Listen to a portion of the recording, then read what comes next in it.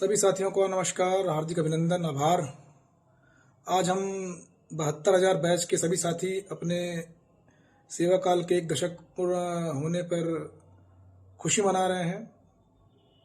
अभी पिछले महीने हमारे 29,000 बैच के जूनियर के साथियों ने भी अपने 10 वर्ष पूरे किए थे।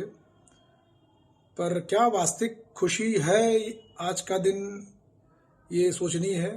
निश्चित रूप से आप कोई भी कार्य कर रहे हों और किसी भी विभाग में हों, किसी भी पेशे से जुड़े हुए हों और उसमें आप 10 वर्ष पूरे कर लेते हैं सकुशल तरीके से, तो उससे बड़ी बात कुछ नहीं होती। किंतु वास्तविकता में ये है नहीं ऐसा, क्योंकि हम साथी जो 72,000 बैच से हैं उन्होंने काफ़ी संघर्ष झेला हुआ है अपने प्रारंभिक दौर में, जब हमें अपनी सेवा नहीं मिली थी या हमें अपनी इस नौकरी को पाने के लिए दर दर भटकना पड़ रहा था। तो किसी भी तरह ईश्वर की कृपा से, माता पिता के आशीर्वादों से हमें ये नौकरी मिली।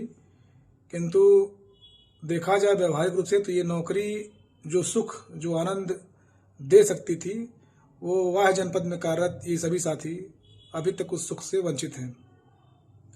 आज मैं सिर्फ बात 72,000 भर्ती या 29,000 की बात नहीं करूंगा, मैं उनकी भी बात करूंगा जो 15 सालों से, 12 सालों से, 10 सालों से, 8 सालों से, 7 सालों से, 5 सालों से लगातार वाह जनपदों में अपनी सेवाएं दे रहे हैं और अपने गृह जनपद की वापसी के लिए निरंतर प्रयास करते हैं, किंतु उनको सिवाय संताप के, पीड़ा के कुछ मिलता नहीं।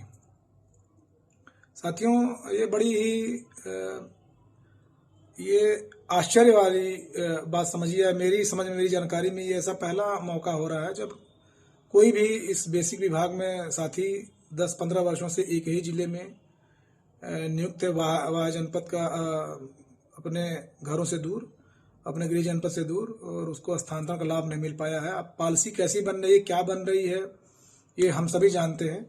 किंतु आज मैं इस बात पे चर्चा करूंगा कि जो अन्य संगठन, जो लोग हमारे विभाग को एक तरह से चलाते हैं, जो हमारे मुखिया बन के बैठे हैं, क्या उन्होंने कभी सुध ली कि इन 15 सालों से हमारा स्थानांतरण क्यों नहीं हुआ, इन 12 सालों से हमारा स्थानांतरण क्यों नहीं हुआ? क्या जो हम आज 10 वर्ष का ये जो खुशी मना रहे हैं, तो क्या हम इसका भी शोक मनाएं कि अपने घरों से 10 वर्षों से दूर हैं? क्या उसका भी संताप करें, उसका भी शोक मनाएं? तो ये किस प्रकार की खुशी है, क्या है ये तो बाह्य जनपदों में रह रहे साथी समझ सकते हैं।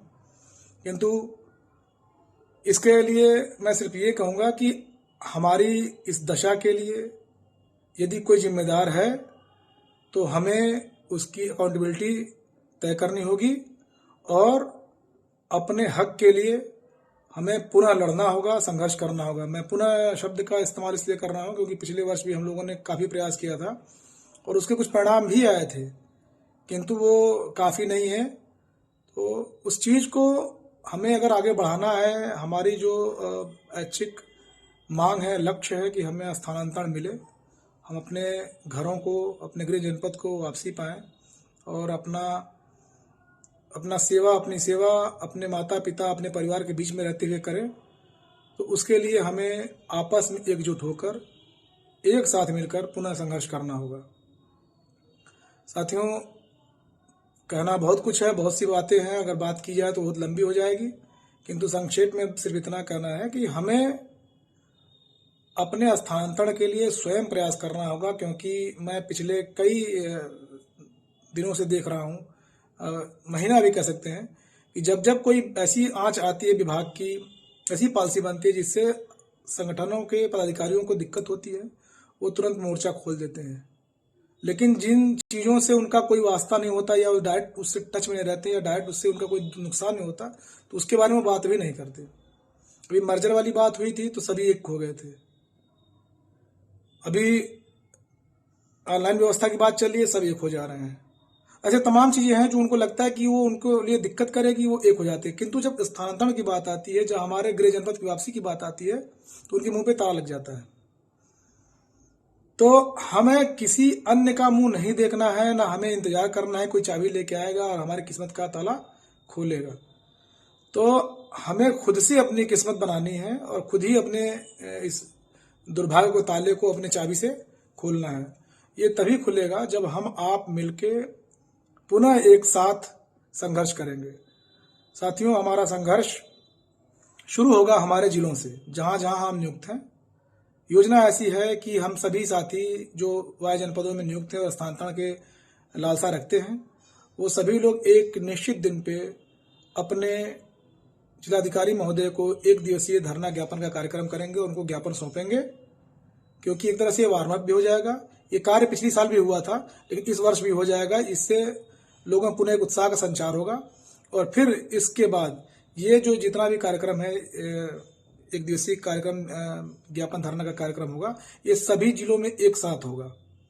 उसके बाद हम उसके हफ्ता 10 दिन बाद वैधानिक रूप से एक समय लेके और हम लोग लखनऊ के लिए चलेंगे और वहां पे तब तक अपना धरना और ज्ञापन कार्यक्रम करेंगे जब तक कि हमें लिखित रूप से ऐसा आश्वासन नहीं मिल जाता है कि हाँ, वो हमारे स्थानांतरण को लेके उनकी क्या सोच है और क्या वो सोचते हैं, तब तक हम वहां से अपना कार्यक्रम खत्म नहीं करेंगे। तो साथियों, इसलिए हमें मानसिक रूप से भी बहुत मजबूत होना पड़ेगा, दृढ़ होना पड़ेगा, यदि हम चाहते हैं कि हमारा स्थानांतरण हो।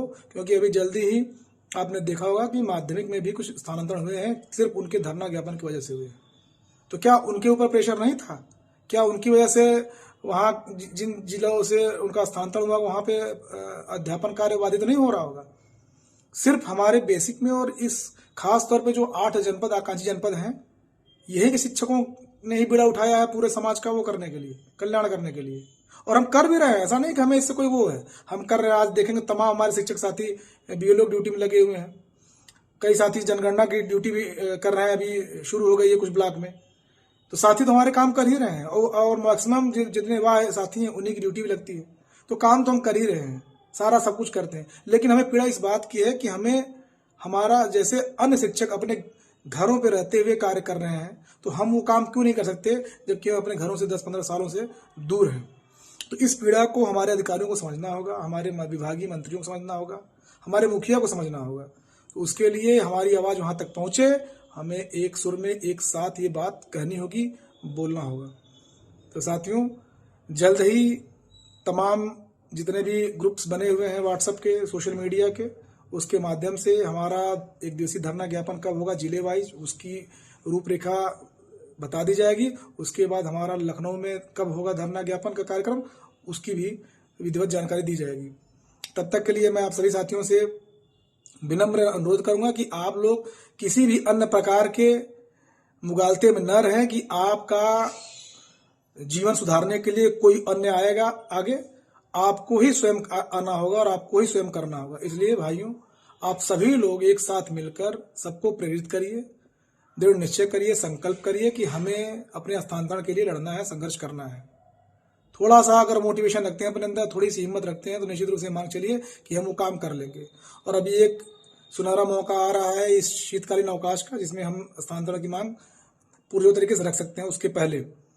तो साथियों, बस इतना ही कहना है। एक बार पुनः मैं सभी साथियों को बधाई और शुभकामनाएं देता हूं जिन्होंने अपने सेवा के 10 वर्ष पूर्ण कर चुके हैं। लेकिन साथ ही साथ मैं ऐसी भी शुभकामना देता हूं कि ईश्वर करे कि जब उनका 11वां रहे तो अपने गृह जनपदों में रहें। तब तक के लिए सभी को पुनः धन्यवाद और यह उम्मीद रखता हूं कि आप लोग हमारा सहयोग करेंगे और आने वाले जो भी हम तिथि समय बताएंगे उसमें पूर्ण सहयोग करेंगे। धन्यवाद।